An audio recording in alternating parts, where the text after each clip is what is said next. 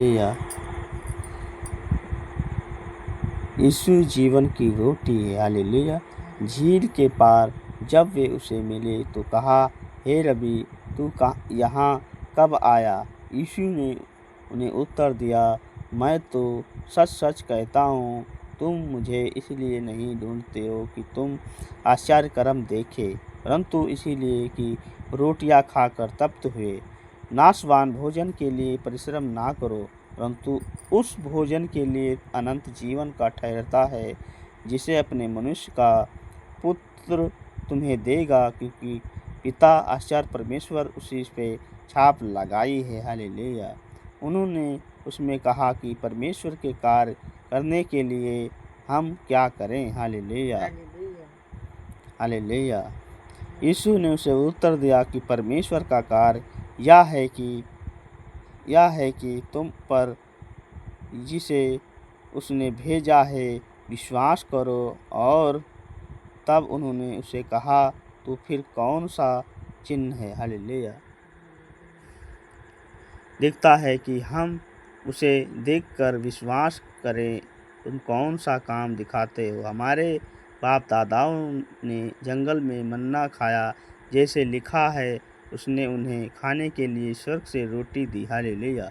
यीशु ने उसे कहा, मैं तो तुमसे सच कहता हूँ कि मूसा ने तुम्हें वह रोटी स्वर्ग से ना दी, परंतु मेरे पिता तुम्हें सच्ची रोटी स्वर्ग से देता है। हालेलुया। क्योंकि परमेश्वर की रोटी वही है जो स्वर्ग से उतरकर जगत को जीवन देती है। हालेलुया। तब उन्होंने उससे कहा कि हे प्रभु, यह रोटी हमें सर्वदा दिया करें। हालेलुया। यीशु ने उससे कहा, जीवन की रोटी है, जो मेरे पास आता है वह कभी भूखा ना होगा। हालेलुया। क्योंकि परमेश्वर की रोटी वही है जो स्वर्ग से उतरकर जगत को जीवन देती है। हालेलुया। तब उन्होंने उससे कहा कि हे प्रभु, यह रोटी हमें सर्वदा दिया कर। हालेलुया। यीशु ने उससे कहा कि जीवन की रोटी मैं हूँ, जो मेरे पास आता है वही कभी ना भूखा होगा। हालेलुया। और जो मुझ पर विश्वास करता है वह कभी प्यासा ना होगा। परंतु मैं तो तुमसे कहता था कि तुमने मुझे देख भी लिया तो भी विश्वास नहीं करते। हालेलुया। जो कुछ पिता मुझे देता वह सब मेरे पास आएगा, और जो कोई मेरे पास आएगा उसे कभी ना निकालूंगा। हालेलुया। क्योंकि मैं अपनी इच्छा नहीं वरन अपने भेजने की इच्छा पूरी करने के लिए स्वर्ग से उतरा हूँ। हालेलुया। और मेरे भेजने की इच्छा से ही मुझे धन्यवाद और पूरी इच्छा के करने के लिए स्वर्ग से उतरा हूँ। मेरे भेजने वाले की इच्छा यह है कि जो कुछ उसने मुझे दिया उसमें से कुछ ना खाऊं। हालेलुया। परंतु उसे अंतिम दिन फिर जिला उठाऊं। हालेलुया। क्योंकि मेरे पिता की इच्छा यह है कि जो कोई पुत्र को देखे और उसे विश्वास करे वह अनंत जीवन पाए। हालेलुया। और मैं उसे अंत दिन फिर जी उठाऊंगा। हालेलुया। इतना बढ़िया कहा। इसी यहूदियों उस पर कुड़कुड़ाने लगे, क्योंकि उसने कहा था कि जो रोटी स्वर्ग से उतरी है वह मैं हूँ। और उन्होंने यह क्या कहा? यूसुफ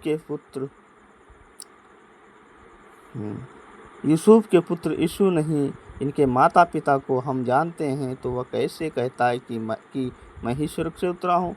यीशु ने उसे उत्तर दिया, आपस में मत कुड़कुड़ाओ, कोई मेरे पास नहीं आ सकता जब तक पिता उसने मुझे भेजा है उसे खींच ना ले। हालेलुया। और मैं उसे अनंत दिन भी जिला उठाऊंगा। भविष्यवाणी।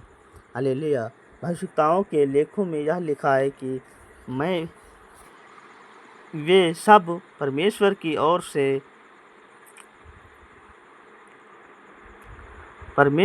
ओर से सिखाए हुए होंगे। जिस किसी ने पिता से सुना और सीखा है वह मेरे पास आता है। यह नहीं किसी ने पिता को देखा, परंतु जो परमेश्वर की ओर से है केवल उसी ने पिता को देखा। हालेलुया। मैं तुमसे सच कहता हूँ कि जो कोई विश्वास करता है अनंत जीवन उसी का है। हालेलुया।